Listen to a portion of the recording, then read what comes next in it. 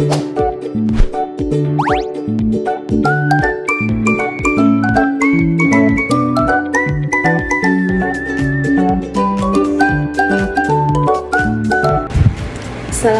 warahmatullahi wabarakatuh. Perkenalkan, nama saya Dida Syarani. Saya mahasiswi dari Prodi Sarjana Terapan Kebidanan tingkat 3 kelas B. Nah, di sini saya akan menjelaskan beberapa materi yang berjudul tentang rangka panggul, kepala bayi, mekanisme persalinan, posisi bersalin, dan berapa mili lidokain disuntikan dan cara penyuntikannya, ada berapa macam episiotomi dan indikasinya. Kemudian ada materi tentang mekanisme persalinan sungsang, kemudian ekstraksi vakum yang boleh dilakukan oleh bidan, dan TFU normal. Baik, langsung saja kita masuk ke materi pertama, yaitu tentang rangka panggul, kepala bayi, dan mekanisme persalinan. Baik, pertama itu saya akan menjelaskan tentang materi tentang rangka panggul. Nah, rangka panggul itu ada beberapa jenisnya. Yang pertama yaitu ginekoid. Ginekoid ini adalah tipe panggul yang paling terbaik untuk melahirkan. Yang kedua ada panggul android. Nah, panggul android ini adalah tipe panggul yang mirip seperti pria. Seringkali jenis panggul ini bermasalah ketika ingin melahirkan. Ada jenis panggul selanjutnya yang ketiga yaitu antropoid. Nah, ini berbentuk seperti oval dari depan ke belakang, masih cukup baik untuk melahirkan. Dan selanjutnya ada anatomi rangka panggul. Tulang panggul terdiri dari 4 buah tulang. Ada 2 tulang panggul paha atau os coxae, ada 1 tulang kelangkang os sacrum, dan 1 tulang ekor os coccygeus. Nah, yang pertama itu ada os coxae, terdiri dari 3 buah tulang yang berhubungan satu sama lain pada acetabulum. Os coxae ini terdiri dari tulang usus atau os ilium yang merupakan tulang terbesar dari panggul, membentuk bagian atas dan belakang dari panggul. Yang kedua yaitu ada tulang dudu atau os isium yang terdapat di sebelah bawah dari tulang usus. Dan yang ketiga yaitu ada tulang kemaluan atau os pubis, terdapat di sebelah bawah dan depan dari tulang usus os ilium. Itulah bagian-bagian dari tulang pinggul atau os coxae. Selanjutnya yang membentuk rangka panggul yaitu ada os sacrum. Tulang ini terdiri dari foramina sacralia anterior, yaitu 5 buah lubang di kiri dan kanan dari garis tengah. Yang kedua ada crista sacralis atau cucut berduri yang terdapat di garis tengah. Dan yang ketiga ada promontorium, bagian atas dari sacrum yang menonjol ke depan. Nah, tulang yang membentuk rangka panggul yang terakhir yaitu ada os coccygeus yang berbentuk segitiga, terdiri dari 3-5 ruas yang menyatu. Itulah tulang-tulang yang membentuk rangka panggul. Selanjutnya ada kepala bayi. Bagian-bagiannya yaitu tengkorak atau basis krani yang tersusun oleh os orbita atau tulang mata, kedua os nasalis, tulang hidung, ketiga os maxillaris, tulang rahang atas, yang keempat os mandibularis, tulang rahang bawah, dan yang kelima os zygomatic atau tulang pipi. Itu adalah bagian-bagian mukanya. Nah, selanjutnya ada bagian tengkorak bayi yaitu os frontalis, tulang dahi, os parietalis, tulang ubun-ubun, os temporalis, tulang pelipis, os occipitalis, tulang belakang. Sutura-sutura yang membentuk kepala bayi yaitu ada sutura sagittalis atau sela panah, yang kedua ada sutura coronaria atau sela mahkota, yang ketiga ada sutura lambdoidea atau sela lambda, dan yang keempat ada sutura frontalis atau sela dahi. Selanjutnya ada ubun-ubun besar atau UUB dan ubun-ubun kecil atau UUK. Dan daerah-daerahnya ada sinciput depan kepala, vertex puncak kepala, dan occiput belakang kepala. Ukuran kepala bayi yang pertama yaitu ukuran diameter suboccipito-bregmatica dari foramen magnum ke ubun-ubun besar 9,5 cm. Selanjutnya ada diameter suboccipito-frontalis dari foramen magnum ke pangkal hidung yaitu 11 cm. Lalu diameter fronto-occipitalis dari pangkal hidung ke titik yang terjauh pada belakang kepala yaitu 12 cm. Selanjutnya ada diameter mento occipitalis dari dagu ke titik yang terjauh di belakang kepala, yaitu 13,5 cm. Dan yang terakhir ada diameter submento bregmatica dari bawah dagu ke ubun-ubun besar 9,5 cm.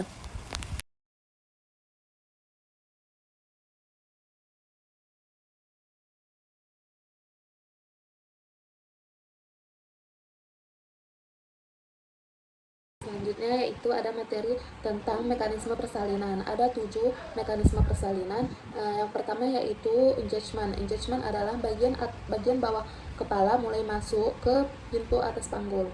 Yang kedua yaitu ada descent. Descent adalah kepala bergerak turun melalui jalan lahir. Nah, yang ketiga yaitu ada fleksi.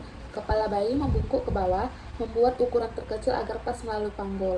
Yang keempat itu adalah putar paksi dalam. Kepala berputar sehingga titik lunak kecil menghadap ke depan jalan lahir. Nah, yang kelima itu ada ekstensi. Ekstensi kepala terangkat untuk keluar melalui vagina. Yang keenam ada resusitasi, yaitu putar paksi luar. Setelah kepala lahir, ia berputar kembali untuk sejajar dengan tubuh. Nah, yang ketujuh itu adalah ekspulsi. Seluruh tubuh bayi keluar melalui vagina. Materi selanjutnya yaitu posisi ibu pada saat bersalin. Nah, posisi yang pertama yaitu berbaring telentang dengan kaki diangkat dan menopang. Nah, ini adalah posisi yang umum digunakan.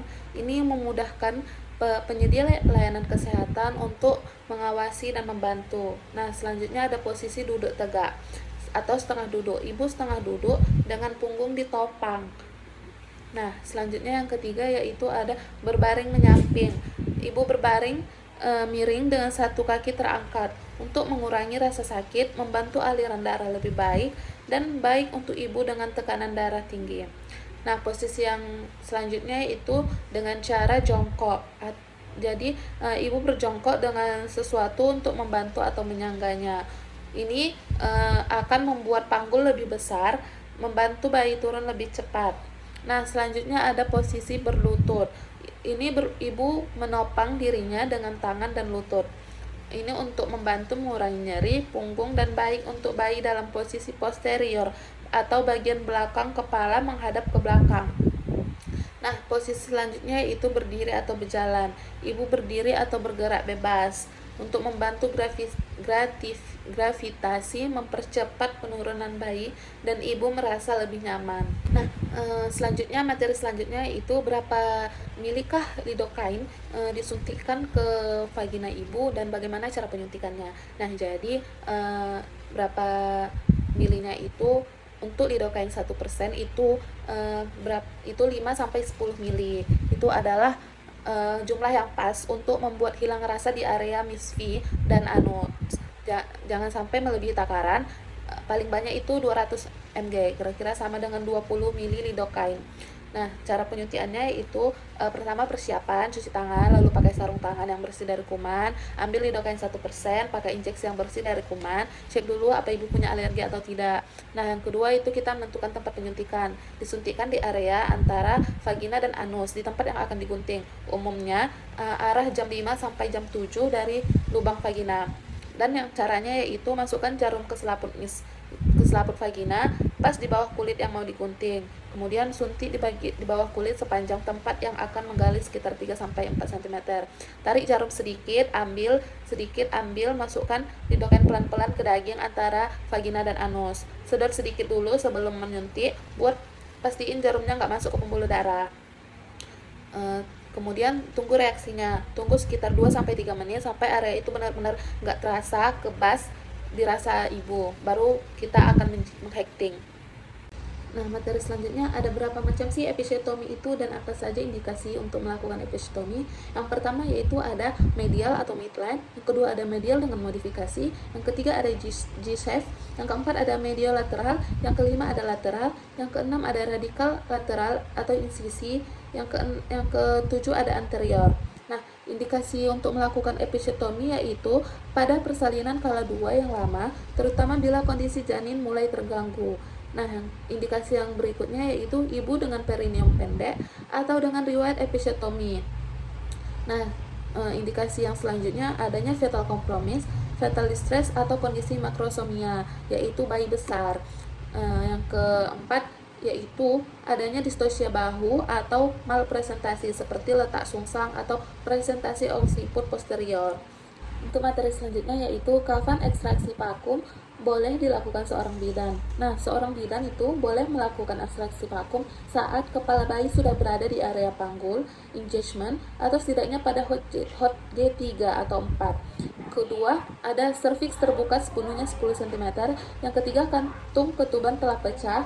Keempat, kepala bayi menghadap bagian belakang kepala occiput atau vertex. Yang kelima, tidak ada ketidaksesuaian antara kepala bayi dan panggul ibu atau CPD. Yang keenam, ibu tidak dapat mengejan secara efektif, kelelahan atau kurang kuat. Yang ketujuh, kala 2 persalinan terlalu lama atau ada kebutuhan untuk mempercepat persalinan. Dan yang ke-8, bayi hidup dan posisinya jelas tanpa kekhawatiran bayi terlalu besar. Selanjutnya ada materi tentang mekanisme persalinan sungsang atau presentasi bokong. Nah, persalinan sungsang ini berbeda dengan mekanisme persalinan yang di awal karena ini prosesnya berubah. Jadi mekanisme yang pertama yaitu bokong masuk panggul atau engagement. Bokong bayi masuk ke dalam bukaan panggul ibu, biasanya membentuk sudut. Nah, yang kedua, bokong bergerak turun. Bokong bayi masuk lebih jauh ke jalan lahir karena kontraksi dan adanya dorongan. Nah, yang ketiga itu tubuh membungkuk ke samping. Tubuh bayi membungkuk ke samping agar sesuai dengan lengkungan jalan lahir. Yang keempat adalah bokong berputar di dalam, melakukan puterpaksi dalam, sehingga ruang antara tulang pinggul sejajar dengan ruang depan ke belakang. Nah, yang kelima ada bokong keluar atau pengeluaran. Bokong bayi lahir terlebih dahulu, biasanya satu sisi keluar sebelum sisi lainnya. Yang keenam bahu lahir. Setelah bokong lahir, tubuh terus bergerak turun, bahu masuk ke panggul, berputar ke dalam sehingga ruang di antara keduanya sejajar dengan panggul. Bahu depan lahir terlebih dahulu di bawah tulang kemaluan, lalu menyusul dengan bahu belakang. Yang ketujuh, kepala lahir. Kepala masuk terakhir menggunakan ukuran suboccipitu brekmatika. Kepala berputar ke dalam, lalu menekuk sehingga dagu, wajah, dahi, dan titik lunak lahir satu demi satu. Materi selanjutnya yaitu tentang TFU normal. Berapa sih TFU normal pada ibu hamil? Nah, jadi TFU normal pada ibu hamil yaitu jika kehamilan ibu 12 minggu, TFU-nya itu berada di puncak rahim, berada di atas tulang kemaluan. Nah, selanjutnya jika kehamilan 16 minggu, maka TFU-nya di tengah-tengah antara tulang kemaluan dan tulang pusar. Jika kehamilan 20 minggu, maka TFU-nya setinggi pusar. Jika kehamilan 24 minggu, maka selebar 2 jari di atas pusar. Nah, jika kehamilannya 28 minggu, di tengah-tengah antara pusar dan dasar tulang dada. Jika kehamilan 36 minggu, setinggi dasar tulang dada atau titik tertinggi. Nah, jika kehamilan udah mencapai 40 minggu, TFU-nya itu turun sedikit karena kepala bayi bergerak ke panggul, sudah turun ke bawah. Nah, itulah TFU normal pada ibu hamil.